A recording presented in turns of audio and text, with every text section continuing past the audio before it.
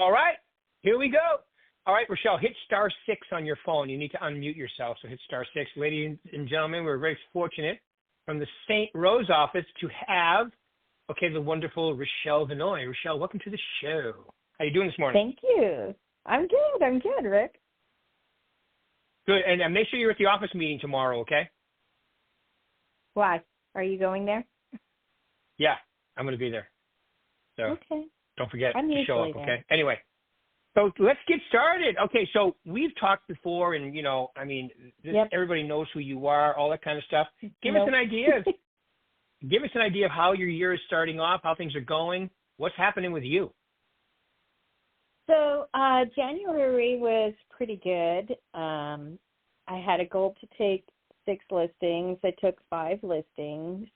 Nice. I did have a couple of closings, and I did put a few deals in escrow. So in February, I have already had 2 closings, and I've got 1 or 2 more this month. I think the market is pretty good, actually. It is, yeah. Well, it is when you're working like you do. You work. So give an idea.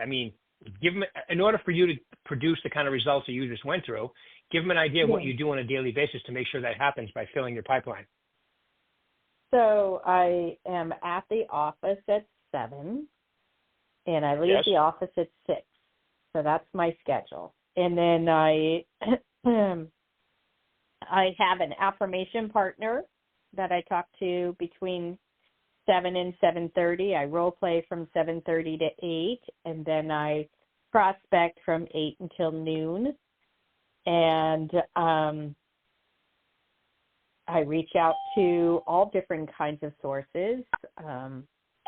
I call expireds, old expireds, for sale by owners, rent by owners, past clients, probates, divorce, like you name it. If I think that I can find somebody that has a need that I can help, that's my goal. That's awesome. And so you're doing about 4 hours a day. And how many, on average, how many contacts based on those various lead sources do you make in a day? Yeah, my goal is to make 30 contacts a day, set at least 1 appointment, take at least 1 listing a week, preferably 2. Excellent. And that's a little up, right? It used to be 25, now it's 30. Why did you change from 25 to 30? People want me to work harder. No, there's a reason. Coaches. Coaches. No, also, I know you weren't there, but I've really been kind of focusing on, I'm not old, but I'm not a spring chicken. I certainly have 10 good years left. And just, kind of how can I make the machine run smoother, faster, to have a really good last 10, 15 years in the industry.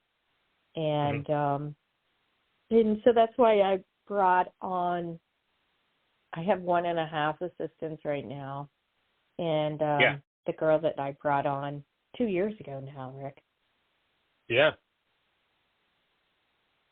So I am seeing that work. I'm seeing some more people calling me to help them, which is good. It's it's an easier way to get the business, although it has not ever been a majority of my business. Mm-hmm. If you are not reaching out to other people, they don't remember you when the need arises. It's not that they don't like you. It's not they don't think you're good. They have a life. If you think about it, if I put a gun to someone's head and I said, okay, what's the name of your dentist or what's the name of your doctor or who would you call for whatever without having to touch your phone or your computer? Can you do that? Maybe, probably not, you know?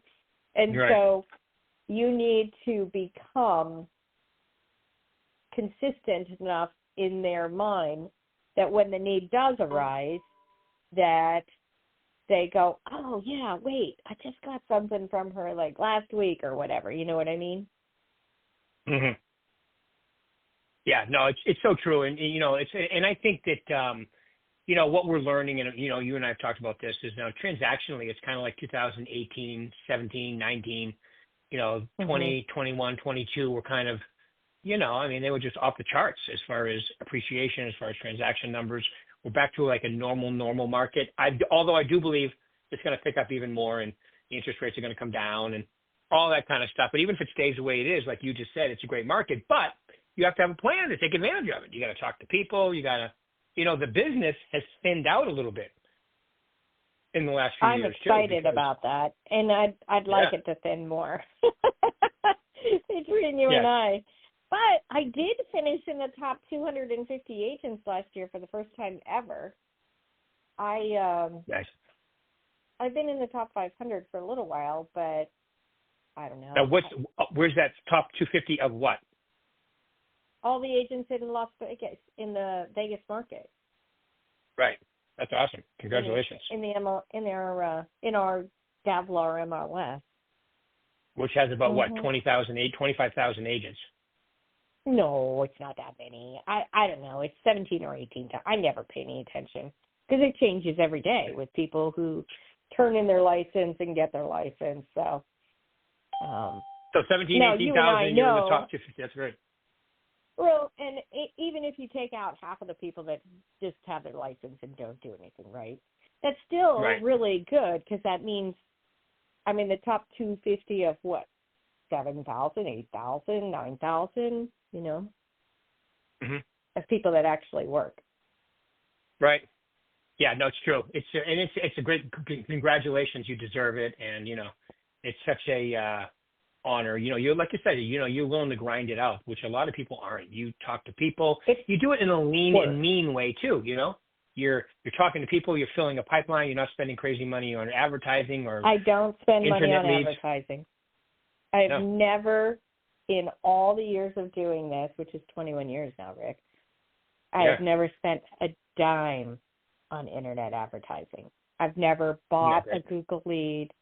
I just, I just don't think, I don't want to give Zillow my money. No.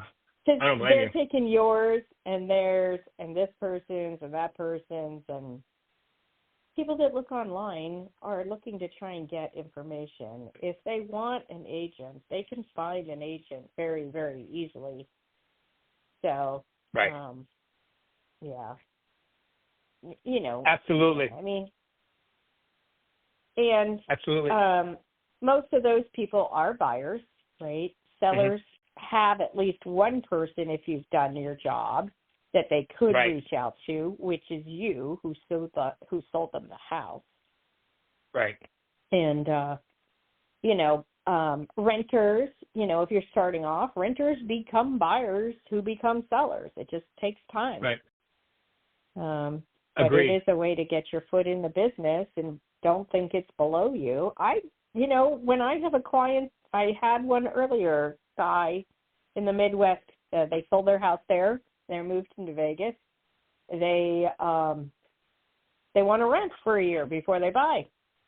Never lived here. Don't want to, commit that much. So I showed them some rentals. It doesn't take that much time if you do it correctly. So.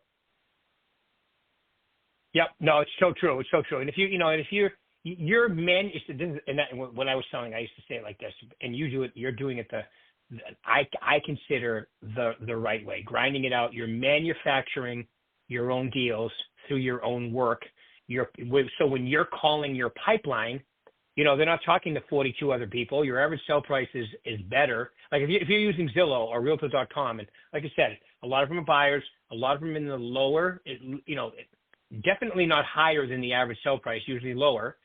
So, when you're manufacturing your own deals, you get to pick your prospect around the price range you want to be at, as opposed to just what you get. So it's very reactionary. I agree, yeah. It's a lot of buyers, and it's usually the lower average sale price, and everybody's fighting over them. When you're creating your own pipeline like you do, it's very rare you're up against somebody, although it does happen. You have competition, especially with the new expired. Oh, sure, but the people the just listed, the just sold, your sphere, very little competition on those, right? Correct. Yes, that is true. Mm-hmm. Okay, good. I think, I know you say this all the time, but I really think as an industry,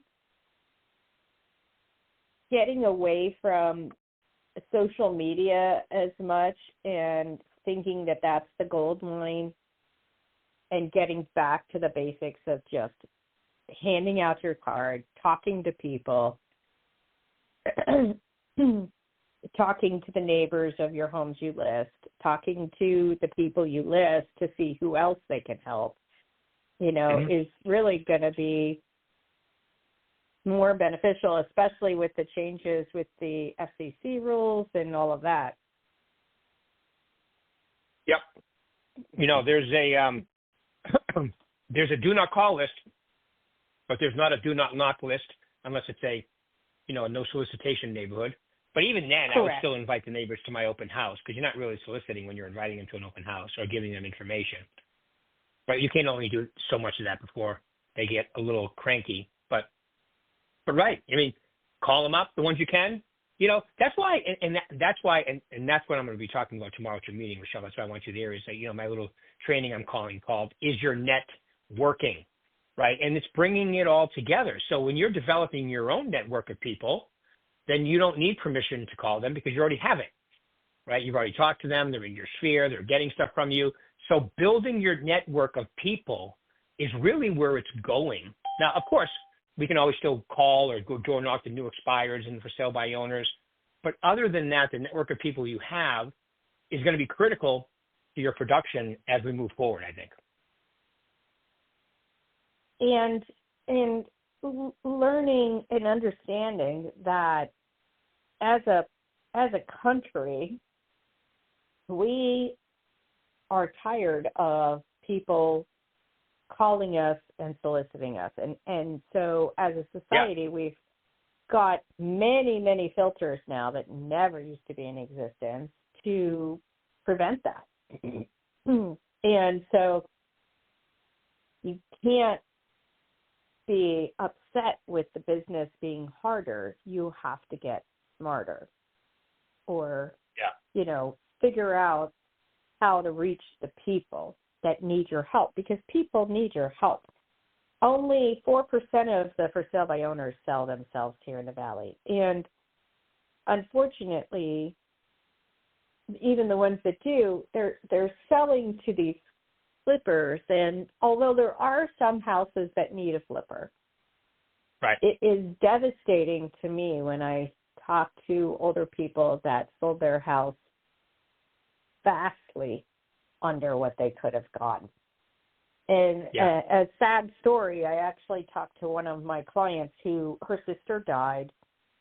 Her tenant was being a pain. She had a property manager. This is, the wife of one of my clients that I've had for a long time. And she admitted to me, she's like, Rochelle, I just sold it to a flipper. And I'm like, well, what price did you sell it for? And she told me, and I could have easily gotten her $50,000 more. Now, she didn't care, right, at the time. She's like, I just didn't want to bother you. This is the part that kills me. I didn't want to bother you with such a little thing. And oh my God. And so, especially not when you're a new agent, but when you've been around for a long time, people do get that opinion sometimes. I tell people, maybe I need to tell them more. Last year, listen, I sold 2 pieces of land that were $20,000, just raw dirt. Each one was $20,000, and I made $1,000. So when somebody tells me that's too, they didn't want to bother me, that is that means I'm not doing a good enough job explaining to people that it's really not a bother. I like it when clients call me and have me refer them to contractors and things like that. That doesn't make me any money, but it does make me happy because I'm providing a service. They see value in what I do. They understand why I'm staying in contact with them. And, you know, when people are in grief and stress, they do, she knows, but whatever. It's just. Well, I remember one of my last years in real estate, I sold an $18,500 mobile home on leased land, you know, in a mobile home park. That's how it was. Right. And I charged a minimum $2,500 commission at that time. They paid it, and they bought a $200,000 at that time was one of my highest sales. This is probably like 1991, 92. They bought one of my listings. I mean, so to me, I agree with you. It's just a matter of helping your clients, and there's nothing too small. Like you just said too, if you have a client that wants a rental, you'll help them as well if they're in your sphere or their kids or because that's just part of your job description. If they're referred to me from somebody in my sphere, or you know, I mean, I don't go out and try and find renters, but at the same time, it's not. Never think anything is below you. Your job is to service the public and service your clients, and the money that we make can be good, okay? And so don't take for granted that. Do the service for the people. Right. I agree. It's such a great way to look at it, and it always comes back full circle. You do the right thing, the right things happen. I could go over in my career times where I sold a piece of land too, and it led to several more pieces of land and then a bunch of new construction. It wasn't even part of my plan, right? Right. But, you just never know. You never know. Yeah. So you know, you're from Pennsylvania originally. Pennsylvania versus here, real estate, and same with New England. Real estate's done differently there than it is here. So there's different opportunities, different pros, different cons based on what you're looking at. So anyway, I don't know about you, Rochelle, but I talked to, you know, I'm in California, I'm in Arizona. This market, numbers-wise, with everything we got going on here, and I just, you know, my wife is a news junkie. You know, you've met Tina. I call her that. She doesn't like it, but I call her that anyway. But I love so when I was leaving, she had to, thank you. Me too. Even though she's a news junkie, I still love her. That makes two of us. Yeah. That's okay. My husband is too. We'll just put them in the corner together. How's that? Exactly. It's okay. I mean, she has to know what's going on. That's what she says. But so as I was leaving this morning, because she has petty off because it's President's Day, she's going for a trip to Elko. Imagine that, Elko, Nevada. It's such a place. You knew that. Going to Elko? Well, my wife. Remember, she's Nevada Health, so they're all over the state of Nevada, including Elko and Carson City. Better dress warm. They got a lot of snow up there the other day. I know. I saw her. She has her big, long winter coat. But anyway, my point is that they were talking about how, you know, all the movie stuff is coming here and jobs and all that good stuff. And then we have, you know, sports and baseball coming here. So even if the other markets around us are stalled slightly, and they're not, but they're more like even, I would say, we still have so much going on here that's going to keep us going. And I don't know about you, because you've been here longer than me. I think it's exciting. It is. It's kind of. So I moved here in the early 90s. And I was here at the end of the first boom. Because I guess it started in like 90, right? And so then the first boom I really got to see in this city was 2004, 5, 6, you know, and I got in real estate at kind of the end of that boom, and you know, just seeing the growth of the city. We have like 6 casinos go up in that 2 or 3 year period. And the naysayers back then were like, oh, you know, they're overbuilding, they're not going to have people, blah, blah, blah. Oh, my gosh. And now if you look at it and how many other ginormous things, way more expensive things that have been built and added to the city since then, and Wahlberg thing, it's not going to be tomorrow. It's going to be years from now. But I'm not going anywhere. Like I just started with. I'm like, I got 10, maybe 15 years, depending on how long I want to work. And, how can I capitalize on that? What is the need that our city has? Who is the person that wants to move here? And if you can really focus, get out of the, I got to learn the duty zone, I got to learn that, and really take a minute and think about where is the trajectory? What do I see? You could go online and go down a rabbit hole all day long with all the different projectors, positive or negative. You're a smart person. People are smarter than they give themselves credit for. Go with your gut. Right. That's another thing I've learned the older I get. And, oh, my gosh, I should have listened to my gut recently on a deal. Do you want a story or do we have not time? No, go ahead. No, go ahead. Absolutely. Let's hear it. Okay. Again, little shitty piece of land, okay? Sorry, I don't know if I'm allowed to say shitty, but now I said it twice. You can say shitty. Anyways, I had fired her. Let's get this clear. I fired the client. Probably, I don't know, a year ago, year and a half ago, something like that. She called me a few months ago. She called me. Again, I fired her. I fire someone, you're gone. I don't ever call you again, honey. And anyway, so she called me, and she asked me to help her. I'm like, the first words out of my mouth were, we're going to be normal now, right? Yeah, song and dance. So I go That's out, funny. I list it. We agree on the price based on the comps that I provided. The next day, she wants to change the price before I put it in the computer, right? I call her. I'm like, I'm not going to list it for that price. Are we good at the price we agreed to? Okay, blah, blah, blah. And then as soon as I get it in the computer, she changed her mind again. I'm like, no, I'm going to give it back to you again, right? And so, but this is the thing, Rick, is after when I was there, she was fine, right? But once she talked to everybody else or got the world's opinion, exactly.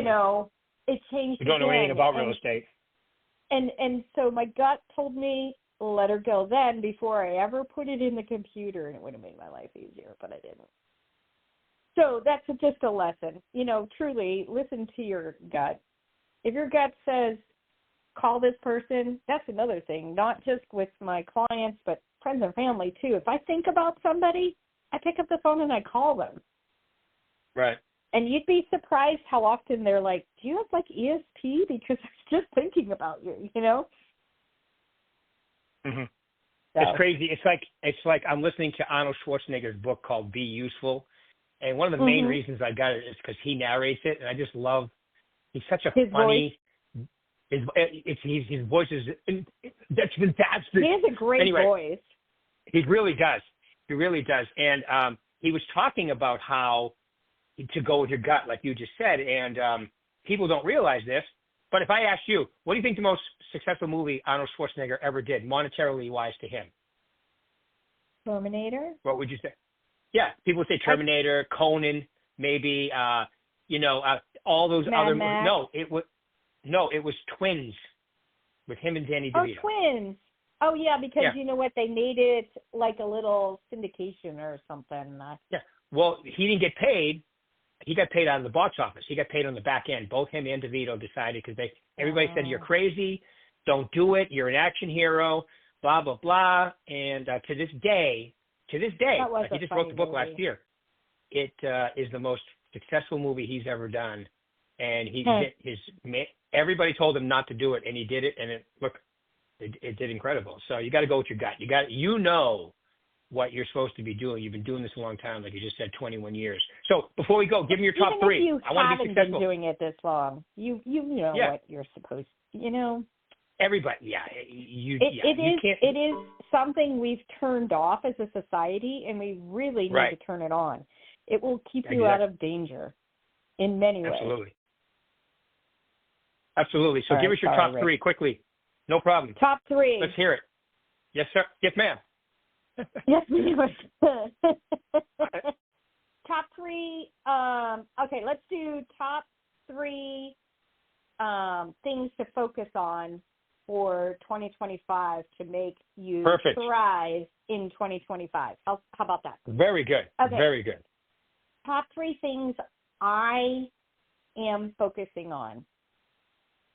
Breaking it down to daily and weekly goals and not swallowing the elephant. That's number one.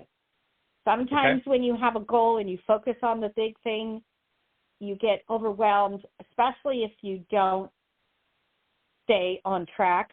Focus on, okay, what do I have to do today to make that still happen? And if you can do that on a consistent basis and not try to get caught up in one day, it can still happen for you. If you get overwhelmed and say it's not going to happen, then it's not. Okay, that's number one. Number two, practice like it is for real. Don't practice and be all buddy-buddy and all of that. Perfect practice makes perfect presentations and perfect conversations and perfect. I love it. Now, that's not saying be a robot. That's saying be serious about it and take it seriously. One of the things that Mike Ferry said at the last retreat was role play is not practice. You should be practicing besides that. Now, I have not added that into my schedule yet, but it absolutely makes sense. And the third thing is really remembering and focusing on what is the reason you're getting out of bed today. What is it that you want, not just for business, but for your life? Because I had a grandson I didn't personally have the grandson, but another funny client, I have clients that are in their 80s. So when I told them how old I was, they thought that the kid was my kid. I'm like, oh, Lordy, this baby's machine's been shut off for a decade. Anyway, so focusing on the why. If you have a strong enough why, if you can connect to the reason you're doing the activity, you will be in a more positive mindset, and your tone, your mindset, your words, your demeanor, everything changes when you are happy. And so whatever you need to do to be happy, you need to do that to make it happen. Does that make sense? Yeah, it definitely does. Absolutely, absolutely. Well, that was perfect timing. All right, and that's perfect because we're perfectly at time right here. So I just want to say thank you very much for taking your time out. That was all incredibly good stuff, and I'm sure everybody on here, and as you know, I play this thing is on my podcast for life now. We promote it out everywhere, so all the people that hear it, I'm sure will get some good nuggets out of it. Rochelle, I just want to say thank you very much for taking your time out. Let me know if you have referrals. I'm in Vegas. I will. And everybody out, yep, absolutely, because there's people in California and Arizona on here, so definitely good call. Keep it rocking. We'll do it soon. Thanks, everybody, for being here. Thank you, Rochelle, for your time. Really appreciate you. You're welcome. Bye. Okay. Bye-bye now.